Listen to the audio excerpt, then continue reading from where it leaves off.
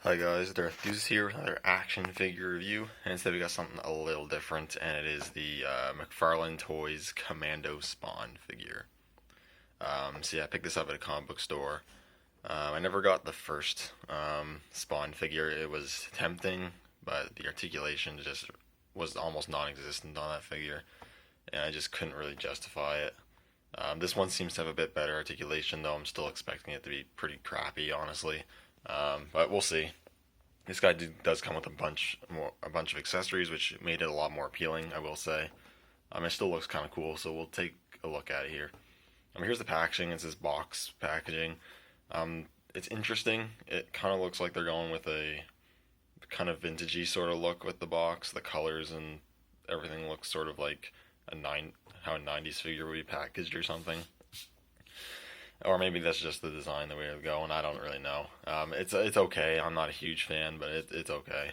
But you got 14 plus there. You got Commando Spawn. You got the Spawn logo on the side, some lightning and stuff. Commando Spawn, McFarlane Toys logo, Spawn, Todd McFarlane's Spawn Ultra action figures.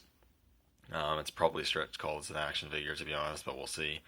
And it's also not branded under the color tops, even though it is like the 7-inch scale figure. I think McFarlane's trying to get out of the branding them color tops. I found that was kind of a weird brand, anyways. I don't know if this is what the line's going to be called or what. But yeah, Commando's gone. Number 34. Again, I'm not sure what that number is. This might still be continuing the color tops line, so this is number 34 out of the color tops line, but I don't know for sure. On the back here, you have an image of the Commando Spawn figure, and there's also the Scorched Earth bronze variant figure. I have no interest in that one, but that's kind of cool that that exists. Anyways, that's pretty much it for the packaging, so I'm going to crack them open. We'll take a closer look at the figure. Alright, I got the figure out of the packaging now. Fooled around with it for a little bit, and it is a cool figure, and it's a step in the right direction for these new McFarlane Spawn figures, but it still comes up short, mainly in the articulation spot, because it blows my mind pretty much in the sculpt and accessories areas. It's just the articulation that keeps these figures from being completely awesome. But that being said, this one is better than the previous figure. That I don't have, unfortunately. But basically, the previous figure was pretty much complete statue. You could just slightly alter the pose he was in, and that was pretty much it. With this one, it's similar, but you can get at least some more different poses out of him. Rather than just slightly altering the same pose, you can get some different poses. So, that's good.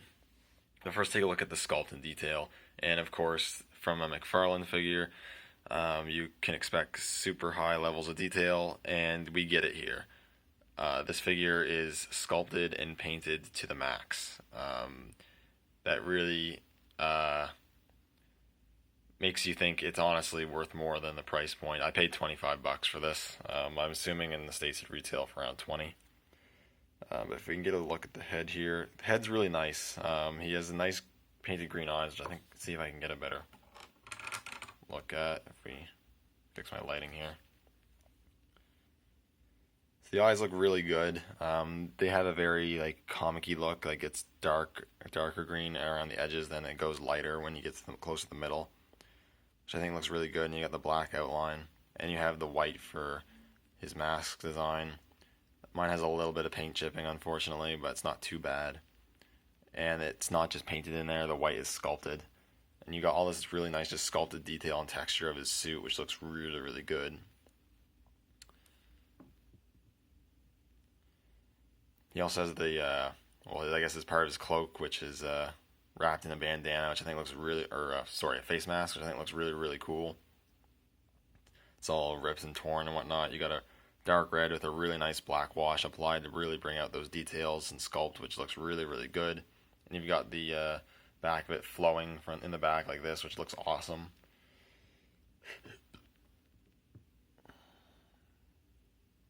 Let's see if focus. There we go. You get the texture of the cloth, looked really, really good.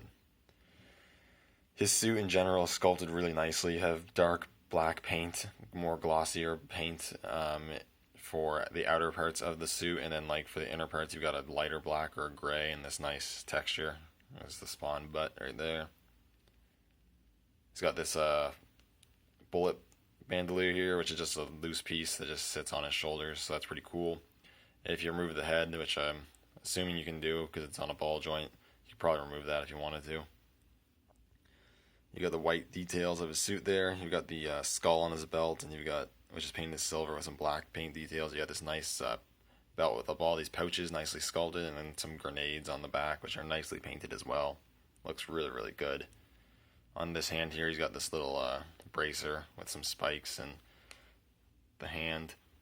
He has a bunch of spikes. Obviously, it's Spawn. He has a bunch of spikes. The spikes, they're not super sharp, but they're sharp enough that sometimes it's a bit of a pain to handle the figure, literally and figuratively, but it's not too bad. And on here, he has the bigger sort of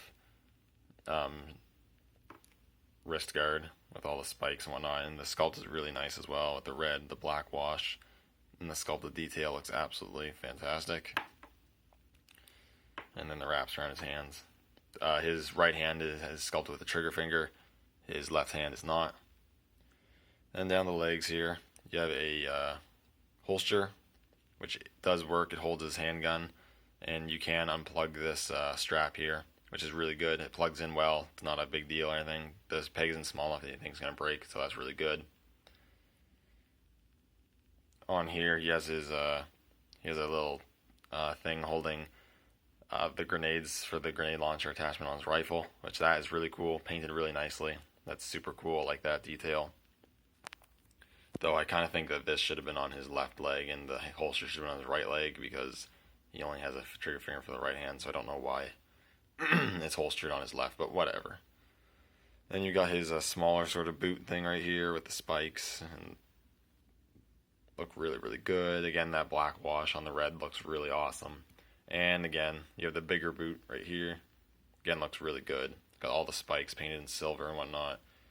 Black paint detailing and everything. Looks really, really great. And I mean, in terms of paint and sculpt and everything, this figure really does knock it out of the park. Isn't a fantastically sculpted figure and a fantastically painted figure. And I'd expect nothing less from McFarlane Toys. It's what they're known for. And then moving on to articulation, that's also the reason why the articulation is pretty poor, because Todd likes to sacrifice articulation in favor of sculpt. And for statues, obviously, that's fine. But if he wants to do that, he should just do statues and not try to make action figures with barely any articulation. In this day and age, even though 5POA would say otherwise, I'd say action figures are meant to have articulation, to be posed into different poses and played with and whatnot, and when you don't have functional articulation or any articulation barely at all, it's just not nearly as fun of a figure. There's not much you can do with it. But again, like I said, this figure takes it in the right direction, but it isn't there yet. But we'll get into it. So he does have a ball joint at the head. He can look up, down a little bit, and up a little bit. Fumbling around here. And he can rotate, so I do like that you can rotate the head. I wasn't sure if you're going to be able to do that. He has swivels in the shoulders. Not the worst in the world. Not the best. Would have preferred ball hinges, and you could have added ball hinges in the shoulders and still had it looking decent. Ball hinges at the elbows actually move okay. Ball hinges at the wrist, which were actually a surprise to me because I was expecting swivels or nothing at all, to be honest. A swivel at the waist. Pointless swivels at the hips. You got these swivels at the hips that if they move in and out would be fine, but they're in this already open pose and all they do is rotate and they're pretty much pointless. Ball hinges in the knees, which actually move really well. Very surprised at that. And then no articulation in the ankles. So the articulation in the knees, well, it's really good because you have no articulation in the ankles and no articulation in the thighs or the legs pretty much. You can't do much with it. Swivel at the waist is good, and then the arm articulation actually isn't bad. And then I like that you can move the head, so you can, the box has him in this sort of aiming up pose. You can alter it so he can look forward and whatnot. You can get a few different poses, so you have more options in that previous Spawn figure, but it's still extremely limited, which is unfortunate. But then we'll move into accessories and the stuff he comes with. He comes with quite a bit of stuff, which is really cool. And because in the sculpt and detail and the accessories almost make up for not having the most fantastic articulation. First, he comes with a figure stand. It's just a really small circle stand. It's got a peg there for his feet. Because it was taped on, it's still sticky on the bottom. It's really simple, nothing going on, but will prove useful. Like, as you can see, he can stand on his own, but because of the difficult articulation, it can be difficult to get him in a good pose with the articulation and still getting him to stand, so it's good that you get this. He also comes with 3 different weapons. So first he comes with this revolver here, or this hand cannon or whatever. Reminds me of the hand cannons from Destiny. But I really like this. I really like revolvers, and I really like that he comes with this. The hand grip is painted in black, and the rest of it is like in a silver with like a gray wash on it. It looks really good. Sculpted really well. Holds it really good. In his right hand, he can't really hold stuff in his left hand. It's just for the supporting with the rifles. And he can holster into slide in the holster and really well and stay in there. So that's really cool. Comes with this rifle, and as I mentioned now, all the weapons are sculpted in like really hard plastic, so you're not going to want to like force them or anything. You don't want them to snap, but they're also really solid. They're not warping, and like they're still not going to break super easily. They're pretty thick weapons. You get the assault rifle here, which looks really good. It's like molded in black. You got this silver paint apps, some silver wash or weathering added to it, which is really cool.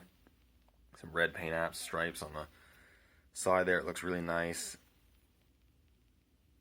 It's got the grenade launcher on the bottom. Magazine looks good. Scope. And that's a really cool weapon. The weapons definitely emphasize a really large weaponry, which is the style in the comics, if I remember correctly. Yeah, it looks really good too. And then he also comes with this super huge, and I mean really big, sniper rifle. It's got like this huge, I'm assuming, silencer on it. I kind of wish they would have hollowed out the end there, but that's not a huge deal. It's sculpted in gray or black with a really nice silver wash applied to make it look worn, which looks really cool. It's got the clip there. Some red paint apps. The scope looks all really, really good.